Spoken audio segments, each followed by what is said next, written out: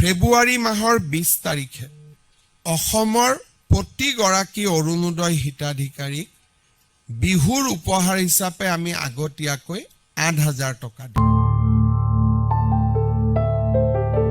নমস্কাৰ, পুনৰবাৰ সকলোকে ডিজাইন ফাৰ্ম চেনেললৈ স্বাগতম জনালোঁ। তাৰ লগতে ইংৰাজী নৱবৰ্ষৰ সকলোকে অলেখ অলেখ শুভেচ্ছা থাকিল, যাতে আগন্তুক দিনবোৰত তেওঁলোকৰ সকলোৰে সুখময় আৰু শান্তিময় হয়।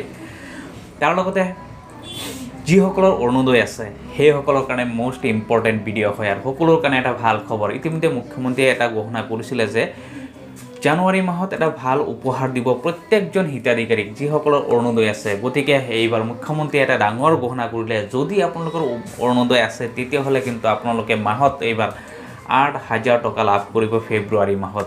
গতিকে আপোনালোকে এই ফেব্ৰুৱাৰী মাহৰ যিটো ৮,০০০ টকা প্ৰদান কৰিব, আপোনালোকে কোনে কোনে লাভ কৰিব আৰু আপোনালোকে কি কি কৰিব লাগিব। কাৰণ মই আগৰ ভিডিঅ'ত আপোনালোকক কৈছিলোঁ, যদি আপোনালোকে অৰুণোদয় লাভ কৰিব বিচাৰে তেতিয়াহ'লে কেইটামান কাম আছে আপোনালোকে কৰি ৰাখিব লাগিব। আপোনালোকে কি কি কাম কৰিব লাগিব এইটোও জনাম। তাৰ লগতে মুখ্যমন্ত্ৰী কি ঘোষণা কৰিলে, আপোনালোকক ৮,০০০ টকা কেতিয়া প্ৰদান কৰিব, কেনেদৰে আপোনালোকে সেই ৮,০০০ টকা দিব, সেই কথাও মুখ্যমন্ত্ৰী ইতিমধ্যে যিটো ঘোষণা কৰিছে এইটোও আপোনালোকক শুনাম। তাৰ লগতে সকলোকে ৰিকুৱেষ্ট থাকিল, আপোনালোকে যদি নতুনকৈ চাই আছে চেনেলটো, তেতিয়াহ'লে চেনেলটো ছাবস্ক্ৰাইব কৰি ভিডিঅ'টো লাইক আৰু এটা শ্বেয়াৰ কৰি দিব। ইতিমধ্যে মুখ্যমন্ত্ৰীয়ে ঘোষণা কৰিছে যে ফেব্ৰুৱাৰী মাহৰ 20 তাৰিখে আপোনালোকক যিটো টকা দিব লাগে অৰুণোদয়, সেই টকাটো কিন্তু 20 তাৰিখে আপোনালোকৰ যিটো একাউণ্ট আছে একাউণ্টত ডিৰেক্ট ৮,০০০ টকা প্ৰদান কৰিব। আৰু সেই টকাৰে আপোনালোকে যাতে বিহু ভালকৈ চলাব পাৰে, তাৰ কাৰণে মুখ্যমন্ত্ৰীয়ে এইবাৰ এই উপহাৰটো দিছে, ডাঙৰ উপহাৰ দিছে। গতিকে আপোনালোকৰ যদি অৰুণোদয় আছে তেতিয়াহ'লে আপোনালোকে কি কি কৰিব লাগিব, আৰু যদি আপোনালোকে অৰুণোদয় নাই তেতিয়াহ'লে আপোনালোকে কি কি কৰিব লাগিব এইটোও আপোনালোকে জনাম। এক নম্বৰত হৈছে চাওক, যদি আপোনালোকৰ অৰুণোদয় আছে তেতিয়াহ'লে আপোনালোকে কেইটামান বিশেষ কাম আপোনালোকে কৰি ৰাখিব লাগিব। তাৰ লগতে বহুতৰ কিন্তু অৰুণোদয় টকা সোমোৱা নাছিলে, তেওঁলোকেও ছেইম কাম কৰিব লাগিব এইখিনি, তেতিয়াহ'লে কিন্তু আপোনালোকে টকা লাভ কৰিব। এক নম্বৰ হৈছে, যদি আপোনালোকৰ অৰুণোদয় আছে তেতিয়াহ'লে আপোনালোকৰ যিটো বেংক একাউণ্ট আছে, বেংক একাউণ্টৰ লগত কিন্তু আপোনালোকে আধাৰ কাৰ্ডটো লিংক কৰিব লাগিব, যাক DBD বুলি কোৱা হয়। আপোনালোকে যদি এতিয়ালৈকে কৰা নাই, আপোনালোকে সোনকালে, অতি সোনকালে এই কামটো আপোনালোকে কৰক। তাৰ লগতে যিটো মোবাইল নাম্বাৰ আছে, মোবাইল নাম্বাৰটো আপোনালোকে অৰুণোদয়ৰ ID লগতে, তাৰ লগতে আপোনাৰ যিটো বেংক একাউণ্ট আছে, বেংক একাউণ্টৰ লগত আপোনালোকে লিংক কৰাব লাগিব। যদি আপোনালোকে এইখিনি নকৰে, যদি আপোনাৰ একাউণ্টত KYCৰ প্ৰব্লেম হৈ থাকে, তেতিয়াহ'লে কিন্তু আপোনালোকে অৰুণোদয়ৰ টকা লাভ নকৰে। গতিকে আপোনালোকে এই কামকেইটা সোনকালে কৰক।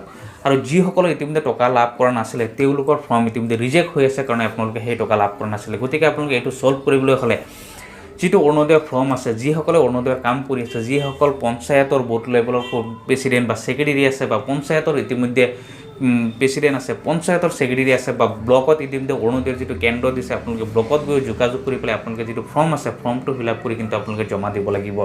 তাৰ লগতে আপোনাৰ যিখিনি ডকুমেণ্টছ আছে, আধাৰ কাৰ্ড, বেংক পাছবুক, তাৰ লগতে আপোনাৰ যিটো ৰেচন কাৰ্ড আছে, আপোনালোকে ৰেচন কাৰ্ড জমা দিব লাগিব। দিলে কিন্তু আপোনালোকে যদি এইখিনি ডকুমেণ্টছ যদি আপোনালোকে কমপ্লিট কৰে আৰু ফৰ্ম জমা দিয়ে, তেতিয়াহ'লে কিন্তু আপোনালোকে যদি টকা যিসকলে পোৱা নাই, আপোনালোকেও টকা লাভ কৰিব। আৰু ফেব্ৰুৱাৰীত যিটো টকা প্ৰদান কৰিব 20 তাৰিখে ৮,০০০ টকা, সেইটো আপোনালোকে লাভ কৰিব।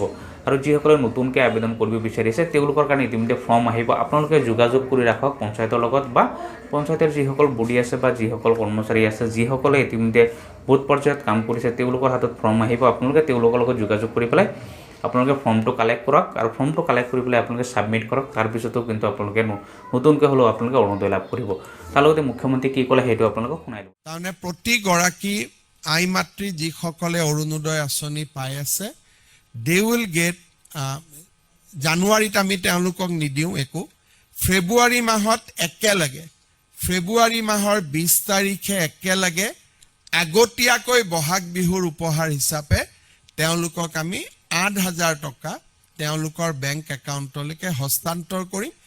তেতিয়া আৰু বিহুলৈকে তেওঁলোকে সুন্দৰভাৱে তেওঁলোকৰ বিহু পালন কৰিব পাৰিব।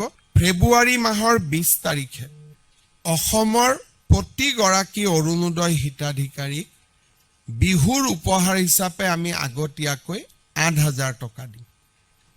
তাৰমানে প্ৰতিগৰাকী আই মাতৃ যিসকলে অৰুণোদয় আঁচনি পাই আছে, দে উইল গেট, জানুৱাৰীত আমি তেওঁলোকক নিদিওঁ একো, ফেব্ৰুৱাৰী মাহত একেলগে, ফেব্ৰুৱাৰী মাহৰ 20 তাৰিখে একেলগে আগতীয়াকৈ বহাগ বিহুৰ উপহাৰ হিচাপে তেওঁলোকক আমি ৮,০০০ টকা তেওঁলোকৰ বেংক একাউণ্টলৈকে হস্তান্তৰ কৰিম।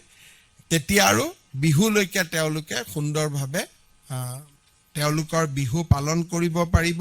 ফেব্ৰুৱাৰী মাহৰ 20 তাৰিখে অসমৰ প্ৰতিগৰাকী অৰুণোদয় হিতাধিকাৰীক বিহুৰ উপহাৰ হিচাপে আমি আগতীয়াকৈ ৮,০০০ টকা দিম।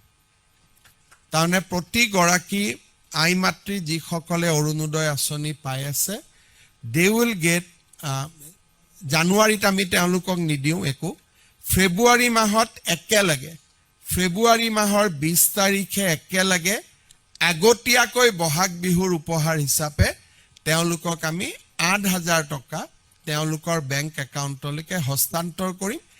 তেতিয়া আৰু বিহুলৈকে তেওঁলোকে সুন্দৰভাৱে তেওঁলোকৰ বিহু পালন কৰিব পাৰে।